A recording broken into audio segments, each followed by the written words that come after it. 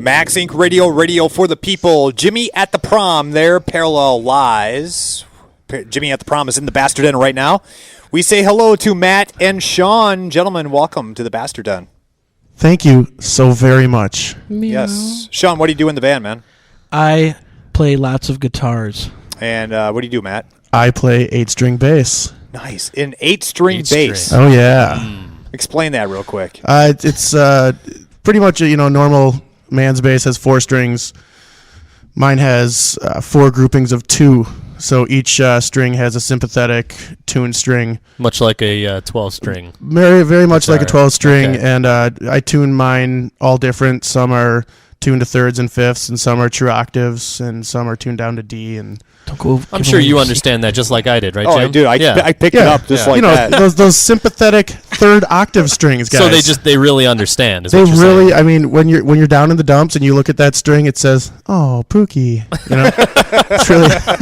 It's comforting on those cold Wisconsin nights. That must have been an expensive bass guitar if it can talk to you. Well, yeah, I mean, but it's worth it in the end. I imagine Really. so. The really Talk is. to Me pickup. Helps you through those lone, coldly. Are you a lonely slapper, nights. or do you tend to pick up? Well, I Jim, I don't want to get too much into my this is supposed to be about music. hatred Jim. of slapping it, but definitely no slap bass in Jimmy at the Prom. Nor should there be, unless Right. it's a inside joke within the band. Anywho. Matt, you guys really pride yourself on being unlike any other band. And I think that's one of the reasons why I like Jimmy at the Prom so much. Creating your own vibe and really focusing on the music. What does that drive come from for you? I guess personally just trying to be original in a industry where so many things have been done. In every genre, it seems that everything, has been written. Each chord progression, each melody, there's, even today's simple pop music is still using the chord progressions of 50s, 60s doo-wop bands, So for us to be able to throw time signatures over each other, use interesting samples or tunings, and melodies, it's hard to strive to be original, but it's fun to try to do it, How about that? Sean, were you doo-wopping over there? That was deep.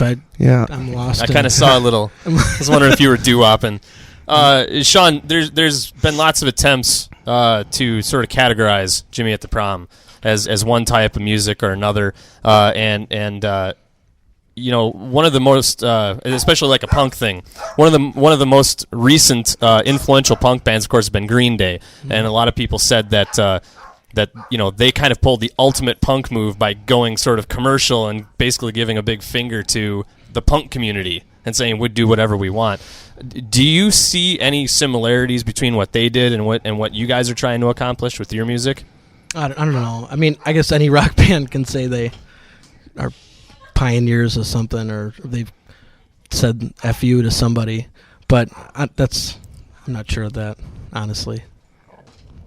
I mean, as far as what E-Dub is trying to get here, I mean, what are you trying to make sure that Jimmy at the Prom doesn't become, and what do you want it to become as far as what people perceive you guys as? Ooh, I got one. I want people to perceive us as just a great rock band. I mean, I guess when you boil everything down from, Green Day making a rock opera and or releasing Dookie, which was also a great album, it should just be good rock and roll. And maybe the fact that so many people are so quick to categorize everything that fucking comes out this day and age, I mean, what's really the point? Why can't it just be a great band of good music, So true. Let's talk about the CD that you guys have out right now. It's a self-titled Jimmy at the Prom CD. I guess, Sean, tell us a little bit about the recording of the CD, some of the songs that personally touched you recording the CD. Ooh. Well, we recorded at the Riverside Theater in Milwaukee with our good friend Simon Bundy. We had one of the tracks mastered and mixed by Randy Amata, who works with the Memorials out in California. Did most of everything live. with some obvious overdubbing in there. And when you say live, meaning that you played as a whole band live Right. in the studio to record it. Correct, right on the stage actually at Riverside. Nice. One of our listeners in the chat room wants to know where you guys got the name Jimmy at the Prom. Let Turner have that one. It's kind of like when you go into a. All right, here we go. Yeah, lay it on us. We've all, we've never really told this because it's kind of mean, but we're in the bastard den, right? So Yes. Sure. You could be a bastard. okay, here it is. So when you go into that bar and you see that really hot chick, and you're just like, wow, right? Yeah, right. And then you look next to her, and there's just this douchebag, right? There's It's like- always a douchebag. right, With the it's hot like- chick. I wonder that every time I see a hot chick. It was, what Right. is she doing with that douchebag? Exactly. Well, Yeah. our kind of coin phrase for those douchebags is "there's another Jimmy at the prom."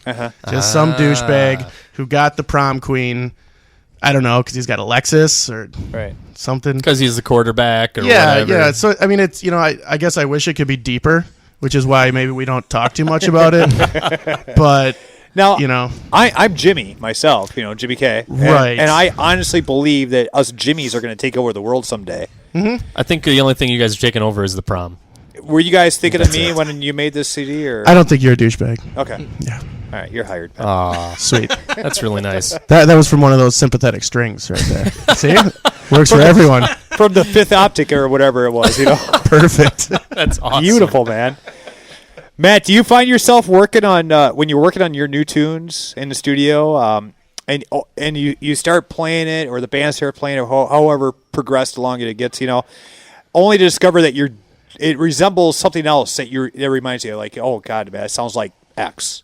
You ever get in a situation, and what do? Do you just throw the tune away? Do you go with it? What do you do? I don't know. I mean, we definitely have a theory at rehearsal. Like, we always try things a couple times, and someone will, Sean will be like, I don't know about that, or Dave or James, and we try it. If it doesn't work out or it's obviously weird like that, we'll just kind of ditch it. Yeah. I mean, so that definitely happens. Like I said earlier, I mean, almost everything's been written, right? So it's just kind of, yeah. Got it. Party. Hey. Got it. So I apologize. I don't have the tunes in front of me. You guys picked them out. You know which ones they are. What can our listeners expect when we hear these sweet tunes from you guys? And we have Made of Wax coming up, and that there was a Facebook video for that, or a video on YouTube. Yeah. You talk about that one first, and also Pain. Yeah, we'd love for people to check it out. Brian Meir, Blend Studios, shot and directed it.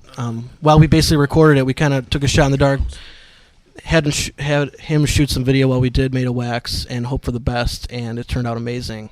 And it's got some animation in it, too. So it's a bit proggy, but yet it's still, I don't know, palatable to the listener who's It's a cool video, too. not a crazy music, weirdo like us. Right. Yeah, the animation turned out really well. Actually, really quick, all the CD art and the animation was done by Steven Bosler, who's my tattoo artist. Sure. And he did all the stills, and then David Keel and Brian Meir put it together in the video form. But yeah, the video came out better than we could have thought. So yeah, it's on the YouTube world of Made of Wax. And before we get to do what show's coming up, Rocker from Maximum Ink just walked in the studio, Max Ink Radio, and Rocker Vodka and Pink. What is it? Pink. Maximum Pink. Maximum Pink. Yes, man. Yeah. I Some of never. that stuff. Guys meet Rocker. Rocker meet the guys. What's going Rocker. on, man? Jimmy at the Prom? Yes, Are you going to do a shot of vodka? I guess so. Here, Don't think I have a choice. go ahead and you do one, and then I'll pour another one for your bud. It's really the only way you can leave here. Phil Cugley's in the studio. He doesn't have a microphone. Wave hi to the people there, Phil. He's waving that hi was, right that now. was a very feminine wave there, Phil. I don't know. Octophil. Wait, it's not quite full, Rocker. Yeah, no, that's okay. Oh yeah. Oh, good. Yep. Sean, Oh, it's what? full. It's gonna I know help. you guys have a big show coming up on Friday at the Frequency, and an old friend of mine actually. It's his birthday party that night. He and I used to work together at Madison Taxi. Trevor, you know Trevor, don't you? You guys know Trevor? When you gotta do me a favor. Yes. Friday night, is it Friday or Saturday? Friday. Friday night. Frequency. Friday. When you guys are on stage, you gotta scream, "Fuck you, Chuck," to Trevor. Okay. Just for me, would you? Yes. And then for me, can you shout out Jim is a bastard? Actually, there's a lot of people that would like you to say We're gonna that. have a laundry list for you guys to say stuff on stage on If, Friday. if you guys could just write that up Yeah, for we'll, us, we'll send you an email. because I never know what to say between songs. But now this fodder, I mean, We have come on. material for you. So tell us about the show on Friday and what else is on the calendar for Jimmy at the Prom. Friday is a cool one with Elixir on mute. I believe the lead guitarist, Jordan Ferreira, he's from Massachusetts or something. I'm not exactly sure, but he is a prodigy. If you're going to go just to see something wild and crazy, I would do that just to see him. But, of course, then there's us who were out in the rain hanging posters on State Street today Nice. for you. Yes. So that is awesome. And then the following day, we're playing with the same band again, Elixir on Mute, in Chicago at the Ultra Lounge. With Amrita as well, another band that we have played with before, who's really cool. That's awesome. So get out and see Jimmy at the Prom. Awesome band. If we wanted to buy your music, if we wanted to check you guys out online, Can I say something, Jim? what do you guys? When I walked in here, Yeah. I heard you ask him a question, like, and he was saying, oh, why does it have to be categorized? Why do we have to be this way or that way and stuff like that? And I was like, brings me to this very thing. How can you sell your music if it's not categorized? Because like people like me who own a music magazine, we want to categorize you because we have to. Because there's people who like metal but they don't like pop, and they only like indie and they don't like country, and they don't, every different single kind of person. So there's so many bands out there, thousands and thousands of them send me a CD every day, and I'm like, how do I know the difference between one? I can't listen to all 1,000 of them, Sure. All of a sudden it's like, oh, I can tell by the cover this one's country, or the publicist says, oh, it's this kind of music, or so the reason that we categorize you is so that we can sell you. Oh, sure. And like I said, categorized as a prog rock pop, if you really, but it is still just rock. But just and to roll. answer the question, because you asked the question why, and when anybody asks me the question why, I have to give an answer. Yeah. So where can we buy your shit, man? iTunes. iTunes. I believe just on iTunes, right? Where else, Sean? You do all that stuff. CD Baby, iTunes. Oh yeah. CD Baby's good, man. Mm-hmm. That's good stuff right there. Out of our hands. At the shows, Cash that's right. sales. Yes. They go the furthest. Haven't had many of those, but The cash sales are good because the IRS doesn't know about those, right? the IRS doesn't even know about me, Jim. So it's all Off good. the grid. I'm a Canadian Nice. ghost. Why do you have Nice. to be Canadian? Isn't it good enough to be a ghost? Well, because I'm actually Canadian. Oh. Yeah. So What part of Canada? I'm from right outside of Toronto, Richmond Hills area. Nice. Yep. I have a sister-in-law and a loyal listener in St. Catharines. Hey, there you go. Hey there. Hey there, guy. Hey there. Well, Christ on a skidoo there. We're going to get just some maple syrup on them balls. Good vodka. I'm out. That's awesome, man. All right, Jimmy at the Prom. Thanks, guys, for stopping in. Matt, Sean, nice to meet you guys.